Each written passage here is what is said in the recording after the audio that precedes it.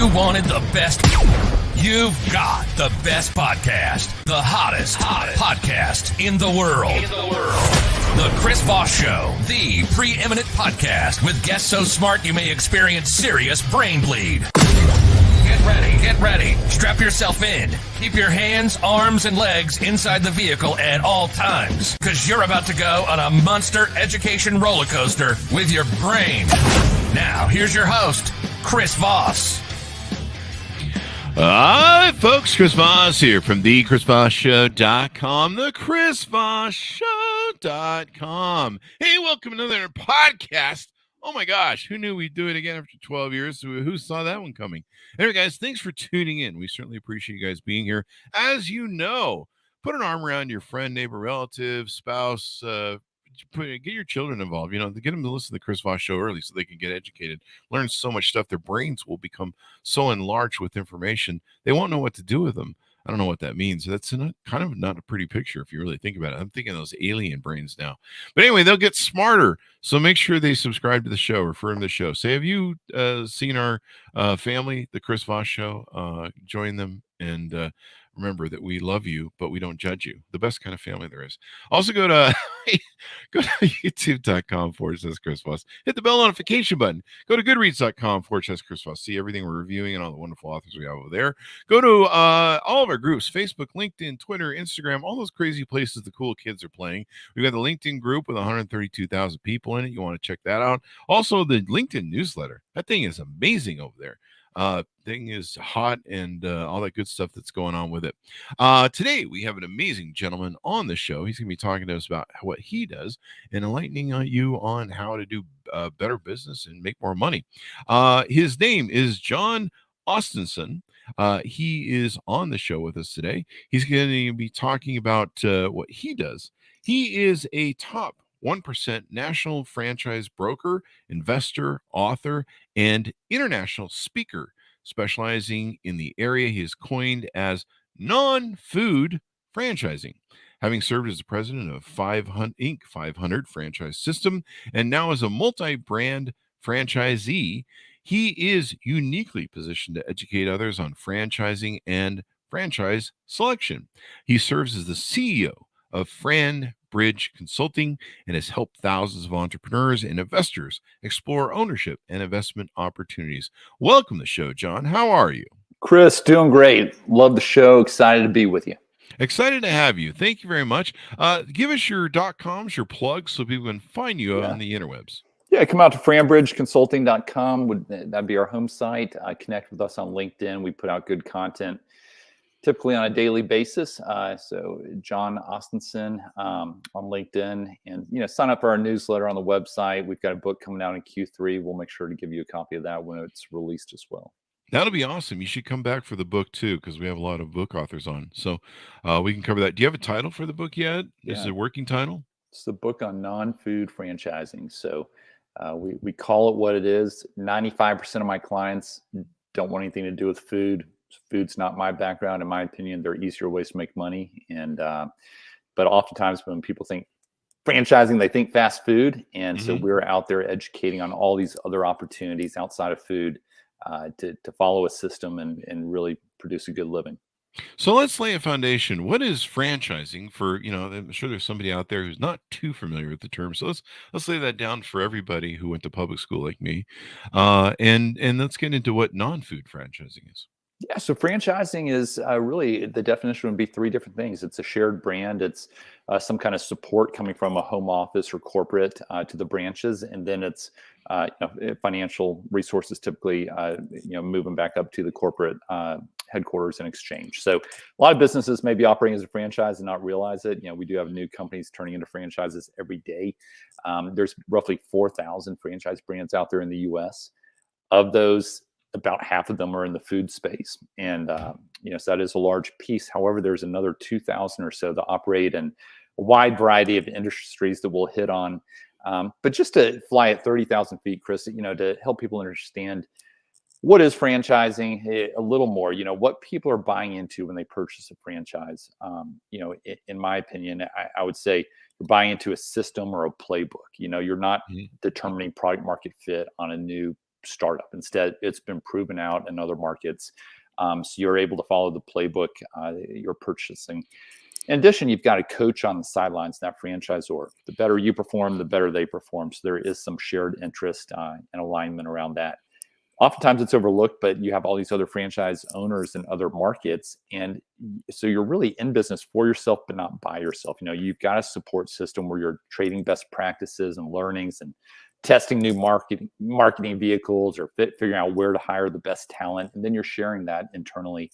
And then finally, oftentimes people think, oh, with a franchise, you're buying a job or, and there is a cash flow producing component, whether you buy it as an owner operator or semi-absentee, which we'll talk about. But, obviously as a business owner, you're also able to write off expenses that you couldn't as a W-2.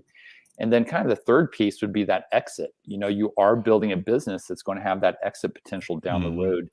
And a really interesting stat around that, there was recently a study done looking at 2,000 business transactions, 2,000 exits across a variety of businesses, franchised and non-franchised, but they looked at the two in like-kind industries.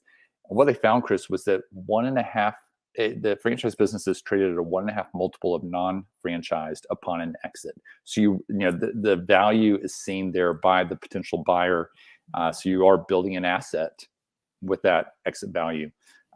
I would say franchising is not right for everyone. And I have to tell some of my clients, hey, you're too entrepreneurial. You want to put your thumbprints all over this. You don't want to stay within the boundaries, if you will. So it's not right for everyone. Yeah. In turn, I have a lot of folks that have started businesses of their own, and they love the idea of now buying into a franchise because they've been there, done that. They don't want to reinvent the wheel again. So that's kind of a 30,000 foot view on franchising. And what are the numbers on franchising? One of the challenges I had in starting my first business at 18 and building a little empire of companies, was starting from scratch and having to do everything ourselves, create everything ourselves, the business model, everything, and hunt around in the dark. We stared down the 99% of businesses fail in the first 2 years gauntlet. And why is it sometimes better to go with a franchise sort of model as opposed to making your own and going through all that craziness? Well, yeah, if you care about being in business after 2 years, your odds are much better. Now, the success rate, I've done many deals with clients. I've only had one that didn't work out, and it's very explainable as to why it didn't. The success rate that you see, depending on which source you pull from, it's in that 90% range, that you're still operating after a few years, whereas obviously startups, we all know the numbers behind that. So I'd say that's definitely a benefit. And part of that comes into, you've got the product market fit. You're starting on third base, not first base. When you enter the game, what that path to profitability looks like. And now you just go execute it rather than trying to figure out, is this even potentially profitable? And some of the guides that help us along the way to determine, is it the right fit from a financial standpoint?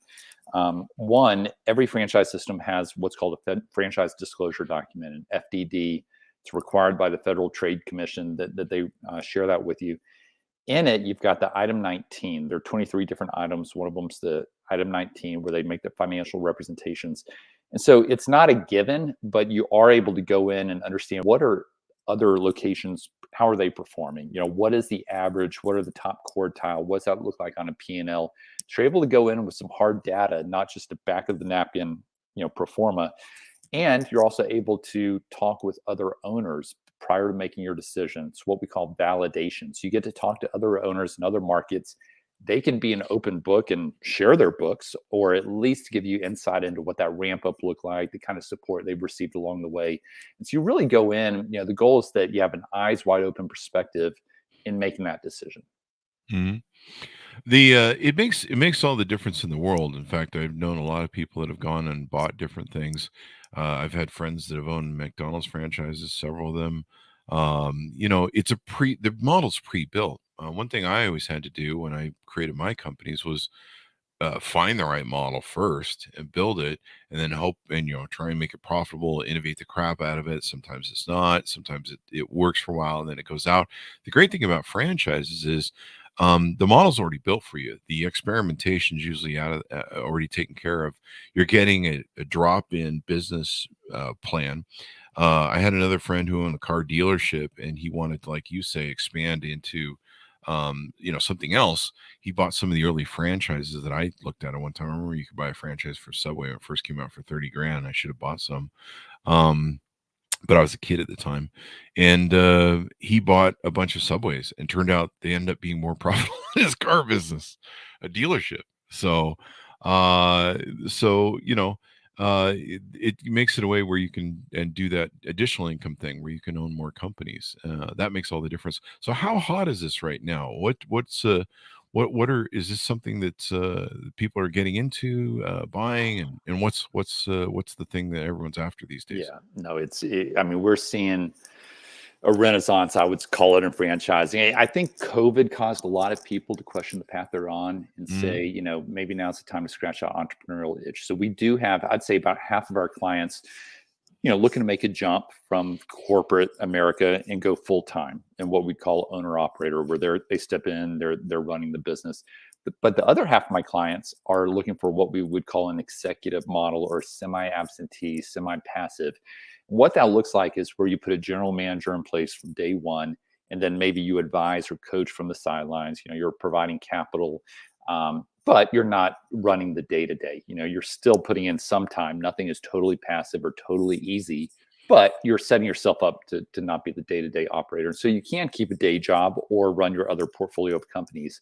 And I think a dynamic that's supporting this too is you've got record levels of cash on the sidelines, stock market's up here, interest rates are, they're creeping up, but they're still pretty low.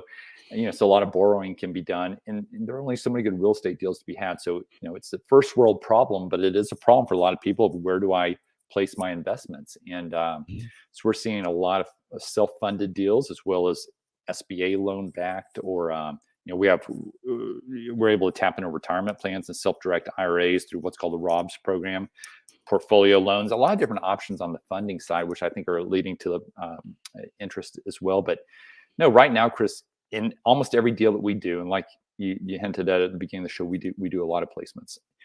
In almost every one, our clients are up against other candidates for the same brands in the same market, because there is so much interest right now. And what we do is we get out there and we provide a lot of education in addition to helping our clients in the search process. But we're out there helping people understand it's not just fast food. That represents about half the world of franchising, but this other half, industries like home and property services, has been incredibly hot.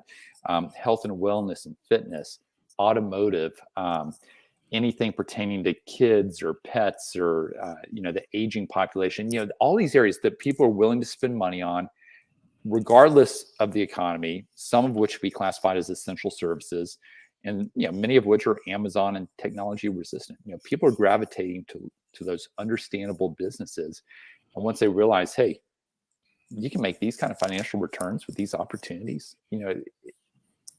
we stay very busy. There's no lack of interest out there. I owned a mortgage company for 20 years, and all of our empire of companies was wiped out by the 2008 real estate crisis, a crash. And we are approaching another one. In fact, we're already in it. We're 3 months now where home sales are starting to decline, everything else. And part of that's going to come from the interest rates increases the Fed's going to do. I used to have to be able to predict what Alan Greenspan was going to do for my company, because we had a multi-million-dollar portfolio of loans. And, once he increased a quarter point, I'd be like, well, there went $400,000 out the door. So we had to know what he was going to do and have our portfolios prepared for it. And so we're approaching that time. We're already in it now, where it's the inverse curve is starting to go. And I know a lot of people have been chasing real estate. It's been fairly hot for a while, but as interest rates go up, these values are going to go down. And we peaked. There's only so high you can go. When it gets to a point where no one can buy a home anymore, that's when you've kind of hit the threshold. And so what would you say to people that are either considering in real estate or in real estate right now, as to whether or not they should move out of those or stay away from those? Because I'm telling people, you either want to sell at the top now. I've sold at the top of markets like .com, the .com boom. I sold at the top. I've watched a lot of different up and downs with the financial world, whether it's stocks or real estate. But to me, owning a business, gives you some barriers because that's more income related. I'm not really a passive income sort of guy. I like income and I like companies because I can manipulate them. I'm not kind of stuck in a vehicle that, if I can't sell it, I can't sell it, right? What's some of your advice to people that that might be choosing between real estate and now they might be thinking about franchising because of our conversation here? Well, I'd say I'm an all of the above kind of guy. I don't think it has to Mhm. be either and Mm, or. In a lot of cases, more than 2/3 of my clients are real estate investors as well, mm, and so it marries perfect. I mean, I invest in real estate myself, so I'm an mm, equal opportunity investor, if you will. No, and I think it just creates that diversity of alternative investments within your portfolio. And so when I could just cite case study after case study of clients of mine that, you know, a lot of the opportunities that people have been resonating with are ones that marry up to real estate in some capacity. And so if you've got a great network, I just had the past couple of months, we did a commercial property management deal. We did a residential property management deal with a real estate broker. It was a great mm. synergistic play. Um, we just did 3 deals in gutters. We had a former Wall Street attorney outside of Boston buy a gutter business because the returns are so attractive. He put his business owner hat on, but it's things like the $52 billion insulation market or roll off dumpsters or serve pros. I mean, those non-sexy type industries are really attractive to people right now. And and then everything related to the home, all sorts of services that, I think have a lot of staying power and really marry well to those with real estate connections and real estate interest. Mhm. So no, I think to answer your question, I think the marriage is great. And I think it's an all of the above rather than an either or. There you go. I'm just thinking black and white. What am I doing, man? Take it all. Grab it off the table. Invest it in all. So that makes sense. That makes sense. That probably gives you a good buffer, a good, diversification to your portfolio Yeah. of investments And because, there's so many creative strategies, Chris. Something that I Mhm. do personally. I've got, if you have decent assets in non-retirement, public securitized, brokerage accounts, you can borrow against those. It's like a credit line. I think this is the best kept secret out there. It's called a portfolio loan. So you can borrow up to 50 or 60% against your market value. And so I take a couple $100,000 out at 1%. It's currently 1%. It's variable, but it's 1% today. I flip it into real estate lending deals that I'm doing at 10 to 12%. I mean, that's the definition of arbitrage right there. And so, I'm not having to sell any of my securities. They're Mhm. still growing in theory over time. It's the stock market, but it's this arbitrage opportunity to capitalize on leverage. So There all of you your go. real estate investors will understand that. So this is an $800 billion industry, to my understanding. Is that Yeah. correct? Yeah. It's a huge piece of the economy. And what does your company do with clients? How do you facilitate this on board? How do people reach out to you? And then of course go through the process of trying to figure out if franchising is for them and how do you help them Yeah. get that done? Absolutely. So I'll first off start out by saying that our process is entirely free. It's a great model. There, think of us as executive recruiters, if you will. There's no cost to working with us. The franchisors pay us on the back end, sales and marketing expense for them. None of that gets passed on to my clients in any form or fashion. So, Wow. so it's an easy sell, if you will, but it's really not selling because I get to be consultative and sit on the same side of the table as my clients. So when we look at the universe of franchise options, call it 4,000 brands out there, take out the food, which we don't focus on. And really, we don't do food or lodging. So the hotels, that's not our shtick. Everything else is. And so you're looking at, call it 1,500, 2,000 brands. We have vetted those and we work with all the development groups too, to keep on track of what is coming down the line. What are the newest franchises, that have a unique selling proposition and niche, that have the strong leadership teams in place, that have the financial models. We've done all that vetting, narrowed it down to a couple hundred that we really like and have relationships with. And then what I'll do is, hey, Chris, over there in Utah, in your market, let's ask you a few questions, get on a quick call. I see enough across the country to kind of know very quickly the types of opportunities that might resonate for you. How much time can you put into the business? Do you like small team, large team? Do you like brick and mortar? Do you like more of a service based? Here's some examples. Let's talk about how you're going to fund the business. We ask questions to really narrow down and build the framework or lens through which to view opportunities. And then we'll come back and provide you typically in the ballpark of 7 or 8 opportunities Oh, wow. that are available in your market. We'll walk through those together, looking at each one, typically on a Zoom call. I'll share my screen. We'll talk about the benefits of each one. Try and narrow it down to 2 or 3 to actually then have a call with. So we'll make that introduction. You get an intro call. You may decide after that first call, hey, this isn't the right fit for me, but I guarantee you will learn something on that call you can then share with me so I bring right opportunities to you. So we walk through this process. The franchisor takes you through a series of different calls, getting into the financials, getting into the FDD, talking to other franchisees, culminates in what's called the discovery day process at the very end. It's about a probably 2-month process in total. I like to hold my client's hand through the process, serve as a sounding board, jump on touch base calls every week or two, and really help guide them through, the questions they should be asking, how they should be viewing things, as well as introducing them to funding sources or franchise attorneys. So we kind of serve as that Sherpa or guide through the process. And the great thing is we know these franchise brands. We know what's going on the back end. We know how many deals are being done, what's resonating, who's buying in. So it really allows us to give you a good framework of opportunities to pick from. That's pretty freaking awesome. I mean, that's awesome, man. Yeah. Because a lot of people, I used to see this with my mortgage business. People would come in and they want to borrow, $30,000-$50,000, and I'm like, "What are you going to do with this money?" And because we have to ask, and they'd be like, "I'm going to start a business," and I'm like, "You're a math teacher. Like, I'm not really sure you have the rudimentary brain to be an entrepreneur, starting your own crazy business." And over the years I've counseled people, because sometimes I've had people come to me and they're like, "I'm going to start a business," and I'm like, "I'm not really sure your mindset's right for doing what I do in starting a business from scratch." And so there are people that maybe would be much better for franchising. It's much safer for them.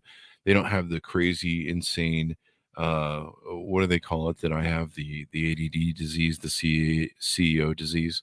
I had it really bad when I was young, and it made it so I could create 3 or 4 businesses on top of each other and run them at the same time, which I still to this day don't know how I did it, but I know there was a lot of vodka and madness involved and insanity and some Zoloft at one point. But that was, maybe it would have been better if I went in franchise. Let's put it that way. But I tend to do things. I'm just not a works well with others sort of person. I'm that alpha, commander at the bridge of the helm going, "Let's go over there," and that sort of thing. In fact, I wouldn't even work good in a franchise system because I get in trouble and break all the rules, and then they'd be like, "Yeah, we're just not gonna play well together." But there are people that's more functional for them. It's a much safer bet. I'll tell you that right up front. It's a much safer bet. I mean, out of a lot of the companies we built, there was a whole lot of experimental companies that we did that failed. And so, we failed on a massive scale, but we're also successful on a massive scale. But there was a lot of blood, sweat, and tears, and probably just stuff we didn't need to be, getting stabbed to death with. But that was half the fun, I think. I don't know. I'll tell you when I can feel my legs, which at this point is probably never going to come around.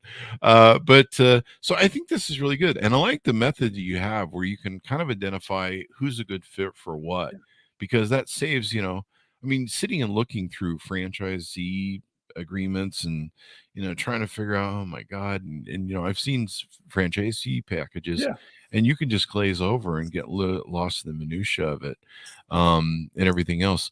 So what have we touched on that we should touch on that people should know about franchising?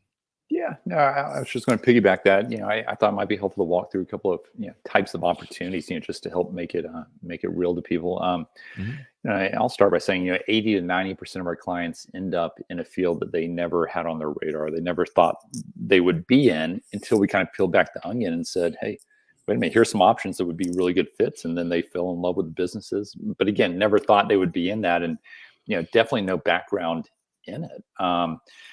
So everything from we just did a 10-unit deal on an oil change. They use prefabricated buildings and Mhm. unused parking spaces of retail shopping centers, and they're backed by an investor model. You can get in for as low as 125 to 150 per location Mhm. because of the model, and they're kicking off 330 in top line revenue per location with about 130 on the bottom line. And so, our clients plan on buying 3. They met the team. They said, wait a minute, we really like this. Let's go big and go with 10 units. We did 10 units recently of an IV drip concept that, it's where health is moving. It's started by a couple of doctors, and it's, fights free radicals in the body, boosts immunity at the cellular level. People care more about health and wellness at the stage. The aging population. We've got some great, concepts. There's one that does orthotic insoles, and they use 3D printing and fabrication, and so it's very, very custom. You can't replicate that. And the list goes on, but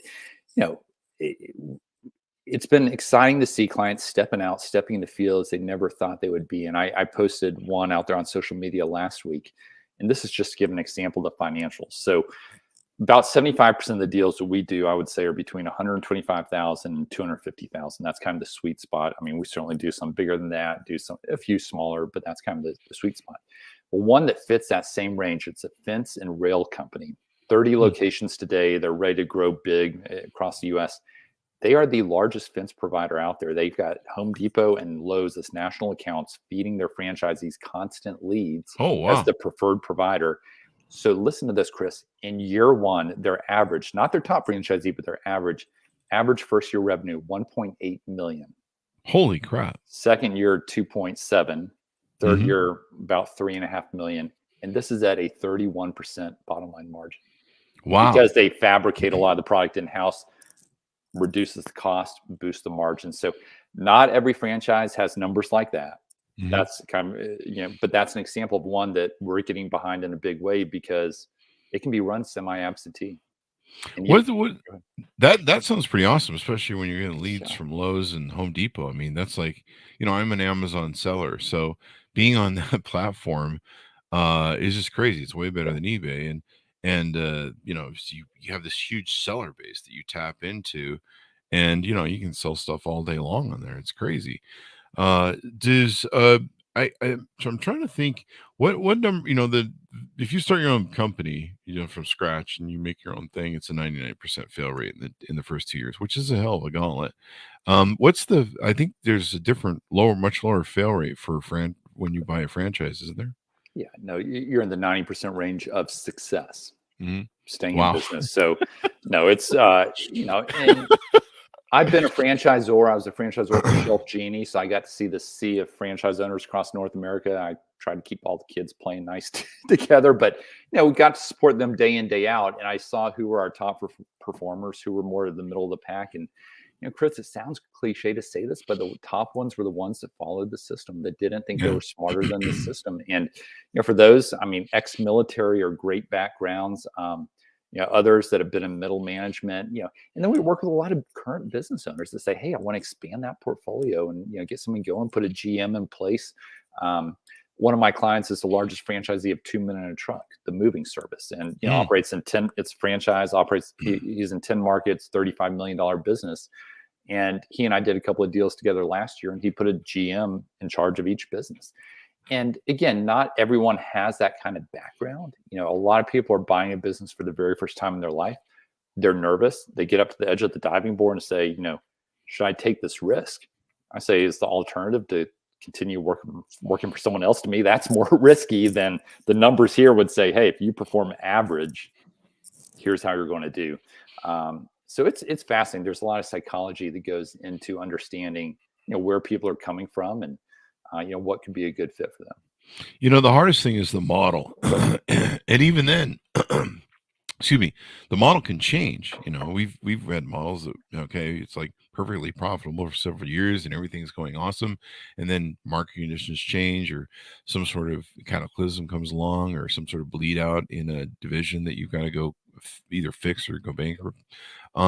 There's like, it just never ends. It's constantly changing. And when you're a CEO of your own business, you're alone. It really is a lonely job. You can have a board, but in the end, it all comes down to you. And having a franchise where you've got a whole lot, maybe sometimes smarter people than you involved at the corporate level who are seeing these changes, that know what's going on, that can help with things. It can make all the difference. I mean, it's that model is so easy when you have the model. Because for me, we always had to create the model. I used to liken myself to Rambo, that you just kick me out of a plane and dump me in the jungle, and I'm gonna go clear it. I'm gonna go make a clearing, fight all the enemies, and hack all the trees down, and make a model of a community that everyone else can come land into. And that's kind of how I felt my job was, which is brutal. And having that pre-made model, that precast model for you, where it's already successful, that's 10,000 times the difference when it comes down to it. Yeah. And nothing's easy. And we certainly don't gloss over that. You're going to have to roll up your sleeves, and especially if you don't have the right team and, the right person in place to run the day-to-day from day one. It's not easy, but it's doable. And at least the things you should be working on. So, you're moving down the right path. Yeah. Even having the right contracts for employees and everything else. I mean, over the years when we had bad employees, our just employee manual and our employee contract just kept getting thicker and thicker. Yeah. We lost so much money from different, employee problems, people stealing from us and everything else. It was a constant whack-a-mole, and not having, it took us years to develop finally a really good system where we put a clinch on it. We were in the sales business mostly, and there's a lot of variation of what people can do. They can steal leads, go to another place. They can, we had some loan officers that were selling the loans that we wouldn't do off at other places, or sometimes just, selling the better loans to someone else off the leads they got. And, we saw it all in the sales business, but that can make all the difference in the world. What's the, I imagine the top end is fairly unlimited to buy into franchisee. What's the low end people can look at to maybe get in? How much money would you need, depend upon where you're at? Yeah. So when we quote estimates, includes your franchise fee, it includes any startup cost, if there's a build out, of a retail space, or in some cases it's remote. There's not a build out, but maybe you have equipments or tools or just, marketing out of the gate. And then we usually include 3 months of working capital. So what you might pay somebody or pay for marketing out of the gate. So when you roll all that together is what we call our estimate. And we've got several that are as low as 70,000. I'd say that's on the low end. I had a client buy a business coaching franchise up in Indianapolis recently. His background was engineering. He said, I'd love to coach younger engineers, but I love the idea of not having to reinvent everything myself, but having the curriculum and the assessments and the tools to be able to go in day one and be a value add to his clients. And that was right around 70,000 all in. We've got another one that's an expense reduction is a firm where you go and work with small and medium-sized business owners, and you're the expert on expense reduction. You review the invoices and vendor agreements, and then you participate in those savings with them on an ongoing basis, because you have a database of bulk buying agreements on the back end that the franchises put together, as well as benchmarks, letting you know what you should be paying for these types of services, whether it be, communications and internet, or, let's say, transportation, logistics, a lot of that. And that'd be another example there at 70,000. But again, if you were to do a single territory, in a lot of the franchises, you can get in for around 100,000. Wow. And then there's obviously a lot of funding, creative ways to go about that as well. And one thing I'd mention, private equity loves franchising. If you Google, right now, you'll see a list of acquisitions. I've had to start charging private equity firms for conversations because we have so many reaching out, asking about franchising right now. Just, again, they have the same problem of a lot of capital on the sidelines, and they love the idea of, and they're typically buying at the franchisor level. Every now and then they'll buy a large scoop of franchisees, but typically at the franchisor level. In some cases, they'll buy back the franchise location, so it provides that natural exit strategy for a franchisee. Wow. In other cases, they're just throwing money, on the fire to go, or gas on the fire to really go and expand. They love the idea of having local ownership in these markets. They're able to scale using others' resources and really funnel a lot of money into marketing that has a halo effect for the franchisees. So, lots of activity in that space. There's somebody asking to send me the information. Yeah. Hernan, I think let's get the .com so that we can have him go look at that. Yeah, come out to franbridgeconsulting.com. Sign up for our newsletter. I'll be sure to reach out to you with some resources. Connect with me on LinkedIn. Drop me a note.